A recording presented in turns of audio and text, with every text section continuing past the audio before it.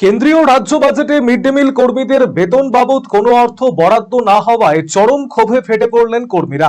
মাসিক ভাতা 15,000 টাকা ঘোষণার দাবিতে শনিবার রায়গঞ্জের ঘড়ি মোড়ে রাস্তা অবরোধ করে বিক্ষোভ দেখালেন AIUTUC অনুমোদিত সারা বাংলা মিড ডে মিল কর্মী ইউনিয়নের সদস্যরা। দীর্ঘক্ষণ চলা এই বিক্ষোভের জেরে এলাকায় যান চলাচল ব্যাহত হয়। বিক্ষোভরত কর্মীদের অভিযোগ, তারা প্রতিদিন স্কুলে পড়ুয়াদের জন্য রান্না থেকে শুরু করে সমস্ত কাজ অত্যন্ত পরিশ্রমের সঙ্গে করে থাকেন, অথচ তার বিনিময়ে মাসে মাত্র 2,000 টাকা ভাতা বরাদ্দ রয়েছে। সেই সামান্য ভাতাটুকুও অনেক সময় তাদের হাতে পৌঁছয় না। গ্রুপের কাজ করার কারণে মাঝে মধ্যে ভাতা থেকে বঞ্চিত হতে হয় বলে দাবি করেন তারা। মিড ডে মিল কর্মীদের আরো অভিযোগ, বর্তমানে মূল্যবৃদ্ধির বাজারে এই সামান্য অর্থে সংসার চালানো প্রায় অসম্ভব হয়ে উঠেছে। তবুও বছরের পর বছর ধরে একই অবস্থায় কাজ করে যেতে হচ্ছে তাদের। কেন্দ্র এবং রাজ্য দুটি বাজেটেই তাদের বেতন সংক্রান্ত কোনো স্পষ্ট ঘোষণা না থাকায় হতাশা এবং ক্ষোভ আরো বেড়েছে বলে জানিয়েছেন আন্দোলনকারীরা। ক্লাব জিন্দাবাদ। সারা বাংলা মিড ডে মিল কর্মী এই সীমাহীন বঞ্চনার বাজেট আমরা মানছি না, মানব না। ক্লাব জিন্দাবাদ।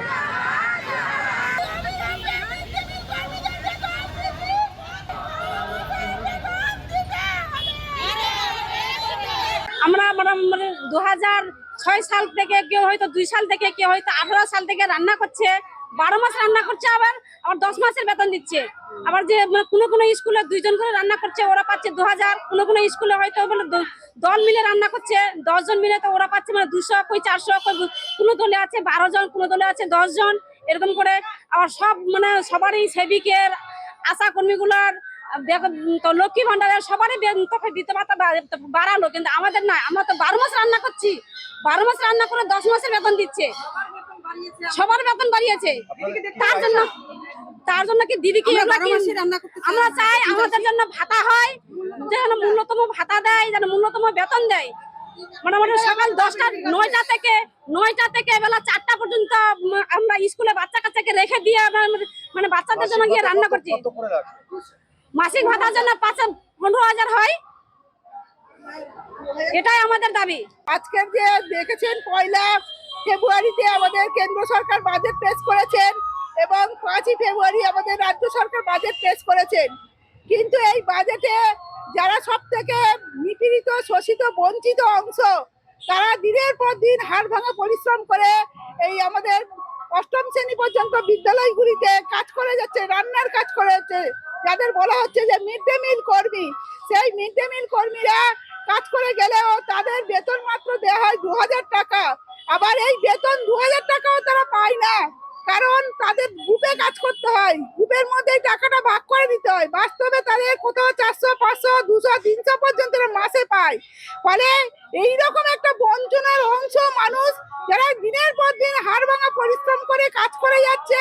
দীর্ঘদিন ধরে আমরা কেন্দ্র এবং রাজ্য সরকারের কাছে এদের এই বেতন বৃদ্ধি সহ বিভিন্ন দাবি নিয়ে আমরা আন্দোলন করছি।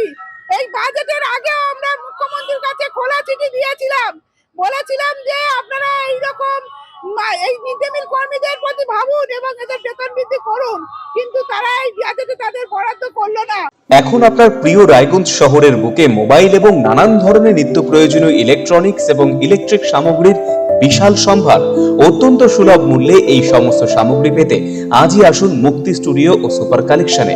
Surya, Khaitan, Kent, Nokia, Oppo, Itel, Realme, T series সহ নানান বিখ্যাত কোম্পানির সুপার কালেকশন আপনার মন জয় করবে। তাই মনের মতো fan, electric iron, geyser, water purifier, sound system, TV, washing machine সহ বিভিন্ন কালেকশন পেতে আজই চলে আসুন রায়গঞ্জ স্টেশনের সম্মুখ ও উকিলপাড়া কমল টকিজ সংলগ্ন সুপার স্টকিস্ট মুক্তি স্টুডিও ও সুপার কালেকশনে। মুক্তি studio and super collection, station road, Mohanbati, Raiganj.